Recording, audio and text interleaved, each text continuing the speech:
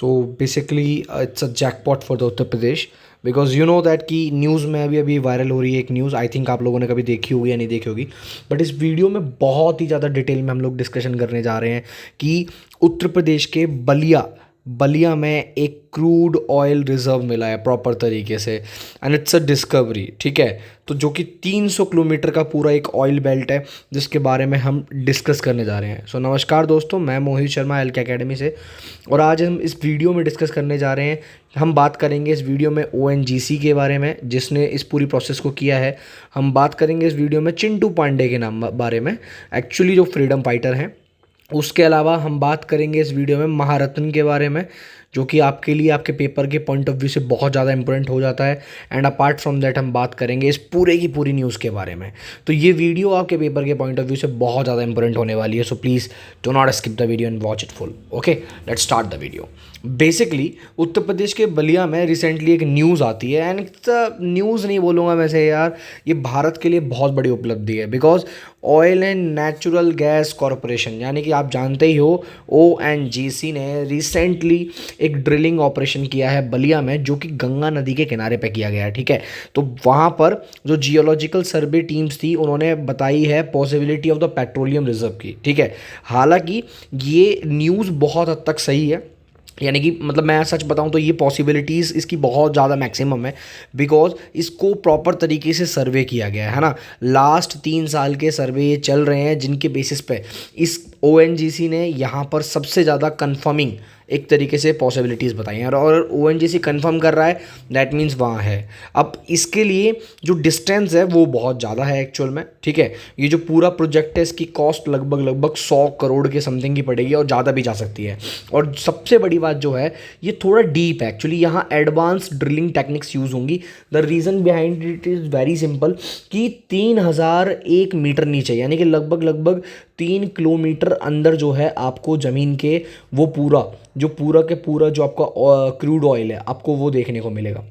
Now the most important thing मैं बता दूं, हो सकता है आप में से कई लोगों को थोड़ा शॉक लगे कि 3 किलोमीटर ही तो है, ज़्यादा थोड़ी ना है। तो मैं बता देता हूं, आज तक हम ज़मीन में सबसे बड़ा जो होल कर पाए हैं ना अभी तक, वो 12 किलोमीटर का किया है हमने, वो भी रशिया के थ्रू। ठीक है, तो 12 किलोमीटर के नीचे हम लोग जानते ही नहीं है। तो जो आप लोग कभी ज्योग्राफी में लेयर्स वगैरह पढ़ते हो ना कि ये मेंटल है, ये कोर है, मैं सच बताऊँ तो आप लोग वहाँ तक पहुँचे ही नहीं हो। You are just able to do only one thing. Basically आपने जो भी चीज़ें करी हैं उन चीज़ों में सिर्फ 12 किलोमीटर तक का होल कर पाया, वो भी रशिया में। इंडिया में तो वो भी अभी पॉसिबल नहीं हुआ, बट स्टिल अगर हमें 3 किलोमीटर नीचे एक बहुत बड़ा क्रूड ऑयल का रिजर्व मिल रहा है तो ये भारत के लिए बहुत बड़ी बात है। इसी के लिए यानी ONGC ने क्या करा है, लगभग 8 एकड़ की ज़मीन, यानी कि 7.6 एकड़ है वैसे वो, 8 एकड़ की ज़मीन जो है वो लीज पे ले ली है 3 साल के लिए। ठीक है, यहाँ पर ये मैं आपको थोड़ा सा डिटेल में चीज़ें समझाता हूँ।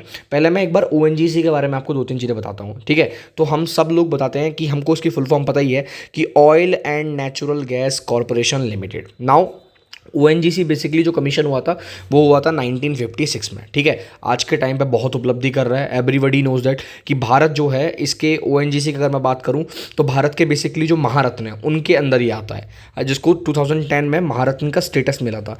नाउ महारत्न क्या होते हैं, ये एक्चुअल में इंडिया की टॉप मोस्ट कंपनीज होती हैं बेसिकली जो आती हैं। जैसे आपने हिंदुस्तान पेट्रोलियम यानी कि HP का नाम सुना होगा, है ना, आपने इंडियन ऑयल का नाम सुना होगा, है ना, आपने नाम सुना होगा आपका NTPC का, है ना। तो ये जितनी भी चीज़ें हैं ना, ये सब के सब बेसिकली महारत्न के अंदर आते हैं।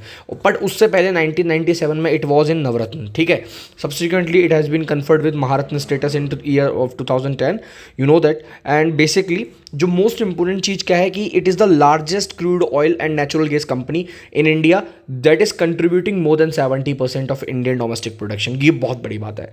नाउ ये एक इंपॉर्टेंट बात है, आप लोगों को मैं एक होमवर्क देता हूँ, आप लोग मुझे करके बताना, या आप लोग खुद भी कर सकते हो। आप जो भी इंडिया के अंदर महारत्न और बेसिकली नवरत्न है, आप एक बार जाइए, स्टडी करिए क्या है क्या नहीं है, और एक बार पता करिए, और अगर पॉसिबिलिटीज़ है तो मुझे कमेंट करके ज़रूर बताइएगा। उससे पहले हम बात करते हैं गंगा बेसिन की। मैं गंगा बेसिन की बात यहाँ पर क्यों कर रहा हूँ, देखिए, ये जो बलिया के अंदर ये जितना भी सारा का सारा मुझे क्रूड ऑयल रिजर्व मिला है, ये पूरा का पूरा गंगा रिजर्व के आसपास मिला है। ठीक है, तो ये जितनी भी चीज़ें हैं गंगा रिजर्व के आसपास मिले, तो मतलब गंगा रिजर्व यहाँ बहुत ज़्यादा इंपॉर्टेंट हो जाता है, क्योंकि माइट भी पॉसिबल अगर ये यहाँ मिल रहा है तो जहाँ जहाँ गंगा रिजर्व का जो सीन है पूरा का पूरा, वहाँ पर ये चीज़ें देखने को मिल सकती हैं। तो यहाँ पर गंगा रिवर के बारे में हम लोग थोड़ा बहुत डिस्कस करेंगे कि गंगा रिवर के बारे में क्या क्या इंपॉर्टेंट चीज़ें हैं। एज यू नो दैट कि गंगा रिवर जो है बेसिकली जहाँ पर हम इसको भागीरथी के नाम से बोलते हैं जब ये निकलती है, और जहाँ पर ये अलकनंदा से मिलती है वहाँ बनता है देवप्रयाग। आपने नाम सुना होगा देवप्रयाग, रुद्रप्रयाग, इसी तरीके से डिफरेंट डिफरेंट होते हैं। गंगोत्री ग्लेशियर से इसका इन्वेड होता है ना। तो गंगा को भागीरथी के नाम से जाना जाता है, कहा जाता है कि भागीरथी नदी का नाम जो है वो भागीरथ के नाम पे पड़ा था, है ना। उसी तरीके से जब गंगा नदी मिलती है एक तरफ आके अलकनंदा से, तो जब गंगा अलकनंदा से मिलती है बाद में बन जाती है वो गंगा, और हरिद्वार में गंगा इमर्ज होती है from the mountains to the plains. आपको पता होगा कि सबसे पहले आपका माउंटेन का रीजन आता है, फिर आपके प्लेन्स आगे, और बाद में आपके प्लेट्यूज आगे। तो बेसिकली जब गंगा गंगोत्री से निकल रही है तो वो माउंटेन वाले रीजन से आ रही है, सिमिलरली वहाँ से होते हुए, और इसी तरीके से हरिद्वार से बहते हुए वो धीरे धीरे एंटर करती है प्लेन्स वाले एरिया में, और प्रॉपरली जब वो यूपी साइड में एंटर करने लगती है तो वो प्लेन्स में एंटर कर जाती है। उसके बाद गंगा आगे फ्लो करती है और आगे इसी तरीके से आगे प्लेट्यूज वगैरह आपको होते हैं देखने को, ठीक है। तो बेसिकली गंगा खार प्लेट्यू में तो नहीं जाती है, आपको पता बंगाल की खाड़ी में जाके मिल जाती है ना, बे ऑफ बंगाल जो आपने लोगों ने सुना होगा। तो जनरली मैं यहाँ बात कर रहा हूँ कि किस तरीके से। अच्छा, एक क्वेश्चन ये भी आ सकता है कि गंगा दिल्ली के पास से यमुना आती है और इस तरीके से बैंड कर जाती है, या दिल्ली में क्यों नहीं एंटर करती है वो, या बेसिकली अगर मैं बताऊँ कि आपने देखा होगा नॉर्थ ईस्ट में भी कोई भी रिवर अगर इस तरीके से आ रही है तो वो इस तरीके से बैंड होकर दोबारा मुड़ जाती है।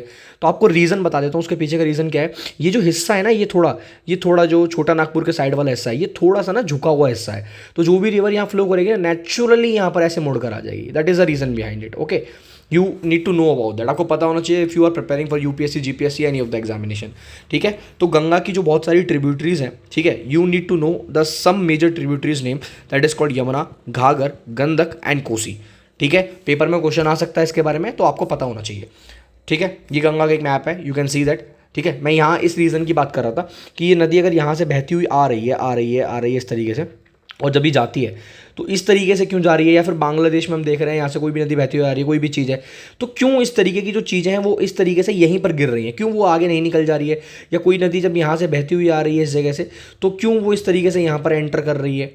तो इसके पीछे का जो मेन रीज़न ये है कि यहाँ पर थोड़ा सा झुकाव है, ये जो रीज़न है वो थोड़ा नीचे की तरफ है, ये रीजन थोड़ा उठा हुआ है। आपको पता होगा जो अरावली हिल्स हैं वो प्रॉपरली दिल्ली तक आते हैं, तो दिल्ली का जो रीज़न है ना वो उठा हुआ है, ठीक है। आपको ये वाली बात पता होनी चाहिए।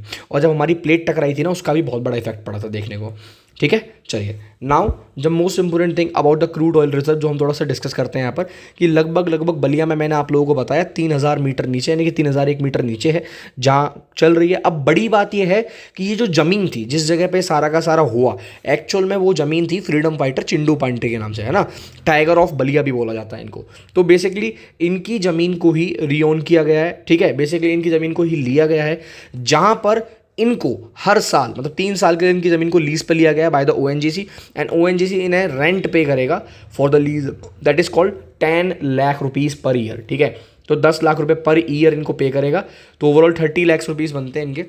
अमाउंट आपको कम लग सकती है, बट जो लोग फ्रीडम फाइटर्स हैं यार, उनको जो देश की सेवा में पहले से लगे हुए हैं उनको उससे फ़र्क नहीं पड़ता। Now the most important point is that कि ड्रिलिंग में हाईली एडवांस टेक्निक्स यूज़ होंगी, एंड उसके लिए पैसा भी खर्च होगा और पानी भी खर्च होगा ना। उसके लिए सबसे बड़ी रीज़न जो प्रॉब्लम बन के आती है वो ये है कि लगभग डेली 25,000 लीटर यानी कि 25,000 लीटर्स वाटर यूज़ होगा यहाँ पर, जो कि बहुत ज़्यादा कह सकते हैं कि एक प्रॉब्लमेटिक हो सकता है। रीज़न बिहाइंड इट कहीं ना कहीं जो गंगा रीजन है उसमें प्रॉब्लम आ सकती है, लोकल एरियाज है वहाँ प्रॉब्लम आ सकती है।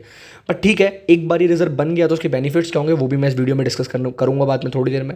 300 किलोमीटर का क्रूड ऑयल बेल्ट है जहाँ पर, है ना। बेसिकली सागरपल्ली इन बलिया, ठीक है, एंड पंपाऊ इन प्रयागराज, ठीक है। तो बेसिकली वहाँ तक ये पूरा का पूरा एरिया फैला हुआ है। तो ये 300 किलोमीटर की बेल्ट है, यानी कि बलिया से लेके प्रयागराज तक की टोटल 300 किलोमीटर की बेल्ट है, जहाँ पर ओएनजीसी के अकॉर्डिंग जो आपका ये क्रूड ऑयल है प्रॉपर तरीके से वहाँ देखा जा सकता है। तो चिंटू पांडे का यहाँ बहुत बड़ा रोल है जो हम यहाँ देख रहे हैं। चलिए अभी मैं आपको 2-3 चीज़ें बता देता हूँ कि ओएनजीसी ने इसको 3 साल के एग्रीमेंट पे with an option of 1 year extension इसको लिया है। लीज पे लिया है ना। उसके अलावा 2-3 चीज़ें मैं आपको बहुत इंपॉर्टेंट जो फैक्टर हैं वो बता देता हूँ। सबसे पहले यहाँ पर जो इसके इफेक्ट होंगे, पॉजिटिव इफेक्ट जो होंगे, हम उसकी बात करें, इकोनॉमिक ग्रोथ में इसका बहुत बड़ा इफेक्ट पड़ेगा। कैसे? यहाँ जो लैंड वैल्यू है ना वो ऑटोमेटिकली इंक्रीज हो जाएगी। देखिए सिंपल सी बात है, जैसे मैं ग्रेटर नोएडा की बात करता हूँ, ग्रेटर नोएडा में जैसे ही कंपनी जो इंडस्ट्रियलाइजेशन आना स्टार्ट हुआ था, तो उसके बाद ग्रेटर नोएडा में क्या हुआ, ज़मीनों के रेट अपने आप बढ़ गए, और जो किसानों की ज़मीन जब सरकार ने या नोएडा अथॉरिटी ने लेना स्टार्ट किया तो वहाँ उनको मुआवजा मिला। ठीक है, उनको पैसा मिला, मुआवजा नहीं कि बहुत एक्स्ट्रा पैसा मिला। सिमिलरली अगर सोचो यहाँ क्रूड ऑयल होगा, तो जिसकी यहाँ ज़मीन होगी अगर वहाँ मिल गए इस पूरे एरिया में, तो वहाँ जो ज़मीनों के रेट होंगे ना वो करोड़ों तक पहुँच जाएंगे, जिससे कहीं ना कहीं लैंड की वैल्यू इंक्रीज होगी, तो कहीं ना कहीं जो वहाँ लोकल नेटिव है उनको बहुत बड़ा फायदा होगा। फाइनेंशियल ग्रीन्स तो हो गई होगा, क्योंकि यार अब जब इसके लिए अभी ओएनजीसी आया है, माइट भी पॉसिबल कल कोई और आए, माइट भी पॉसिबल कल कोई और आए, तो जो फार्मर्स हैं, जो वहाँ के लोकल लैंड ओनर्स हैं, कहीं ना कहीं वो उसके प्राइसेस जो हैं, उस एरिया के प्राइसेस जो हैं, जो रेंटल प्राइसेस हैं, उनको ऑटोमेटिकली बढ़ाएंगे। इसके अलावा अब इसमें ऐसा तो है नहीं ओएनजीसी वहाँ से इतनी दूर से लेबर या जो भी चीज़ें वो लेकर आएगी, वो वहाँ पर भी लोकल एम्प्लॉयमेंट अपॉर्चुनिटीज जनरेट करेगी, जिससे कहीं ना कहीं बहुत ज़्यादा फायदा होने वाला है ड्रिलिंग सर्विसेज के लिए, सपोर्टिव सर्विसेज के लिए, और लोकल बिजनेसेस भी वहाँ ओपन हो सकते हैं, बाई विच कहीं ना कहीं जॉब अपॉर्चुनिटीज़ बहुत बड़े लेवल पे देखी जा सकती हैं। और सबसे बड़ी चीज़, कहीं ना कहीं लोग अब इन्वेस्ट करेंगे उस रीजन में। माइट भी पॉसिबल बहुत सारे बिजनेसमैनों ने वो ज़मीन खरीद ली हो, या कुछ और एरियाज़ ले रहे हो, उसके आसपास के एरियाज़ ले रहे हो, जिसकी वजह से अगर कल वहाँ पर ओएनजीसी का ये प्रोजेक्ट जो पूरा का पूरा जो प्रोजेक्ट है वो सक्सेसफुल होता है, और ओएनजीसी बहुत बड़े लेवल पर से कर पाती है, तो ओएनजीसी सिर्फ उसी एरिया में नहीं बल्कि उसके आसपास हर एरिया में अपना इंटरेस्ट शो करेगी, जिसकी वजह से उसको बहुत ज़्यादा फायदा होगा।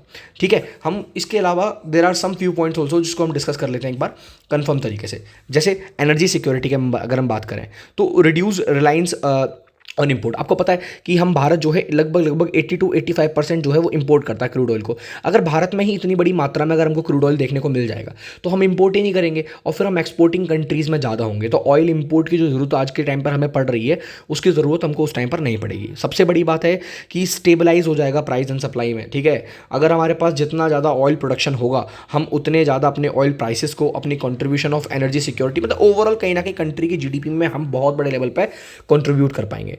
और इसके अलावा एक और जो बहुत important in the last point, अब यार देखो, जब इतने बड़े लेवल पे कोई भी प्रोजेक्ट हो रखा होता है ना, तो कहीं ना कहीं इंफ्रास्ट्रक्चर में बहुत ज़्यादा इफेक्ट आता है, इंफ्रास्ट्रक्चर बहुत जल्दी बनता है वहाँ का। अब अगर ओएनजीसी यहाँ पर अपना मिशन जो है वो सक्सेसफुल कर पाई, तो उसके दौरान क्या होगा, यहाँ पर रोड्स बन जाएंगे, है ना, यहाँ पानी की सुविधा, यहाँ इलेक्ट्रिसिटी की सुविधा, यहाँ पाइपलाइंस या स्टोरेज फैसिलिटी, हर एक चीज़ बढ़ेगी यार। उस क्रूड ऑयल को निकालने के लिए, उसको ले जाने के लिए, दूर दूर पहुँचाने के लिए, एक्सपोर्ट इम्पोर्ट करने के लिए बड़ी बड़ी कंपनीज रोड्स वगैरह मैन्युफैक्चर करवाएंगी, तो वहाँ से लोकल नेटिव और लोकल एरियाज़ को बहुत ज़्यादा फायदा होगा। सरकार तो खुद चाहती है आप ऐसी जगह पे आके इन्वेस्ट करो जहाँ पर कोई है ही नहीं, सरकार आपको खुद सब्सिडी देती है, बट यहाँ पर तो उनके लिए बहुत बड़ी अपॉर्चुनिटीज़ है। और सबसे बड़ी बात, टैक्स रिवेन्यू में भी इसका कॉन्ट्रीब्यूशन होगा। जब इतने बड़े लेवल पर कोई भी जो कंपनी प्रोजेक्ट करती है, तो सरकार का उसमें बहुत बड़ा हिस्सा होता है, गवर्नमेंट उसका बहुत बड़ा हिस्सा होता है, तो गवर्नमेंट कहीं ना कहीं उसकी वजह से अपने काम को, अपने उस पैसे को कहीं ना कहीं डेवलपमेंट में यूज़ कर सकती है। एक बहुत बड़ा एग्जांपल इसका यही है कि भैया ओएनजीसी ने अभी जो ज़मीन थी वो 10 लाख रुपए per month basically per year पे लीज करी। अब सोचो किसी के पास वो ज़मीन खाली पड़ी हुई है, और अगर बैठे बैठे उसको 30 लाख रुपए उसको 3 साल के मिल जाए, तो उसके लिए तो वो बहुत बड़ी अमाउंट हो गई यार। आज की डेट में आप लोग जॉब करोगे तो अब 1 लाख का प्रोजेक्ट आप बेसिकली, मैं बता रहा हूँ आपको रियलिटी, अगर आप जॉब कर रहे हो तो जनरली जो अगर लोकल एवरेज इनकम देखी जाए ना, तो बहुत कम लोग परसेंटेज लोग हैं, 10 से 5% ही लोग हैं जो 1 लाख तक की इनकम को टच कर पाते हैं भारत के अंदर, है ना, इतने बड़े लेवल पे एक यंग एज में। तो अगर आपको घर बैठे बैठे 30 लाख रुपए एज ए इनकम यहाँ पर मिल रहा है देखने को, तो कहीं ना कहीं वहाँ के लोकल नेटिव्स के लिए बहुत बड़ी न्यूज़ है।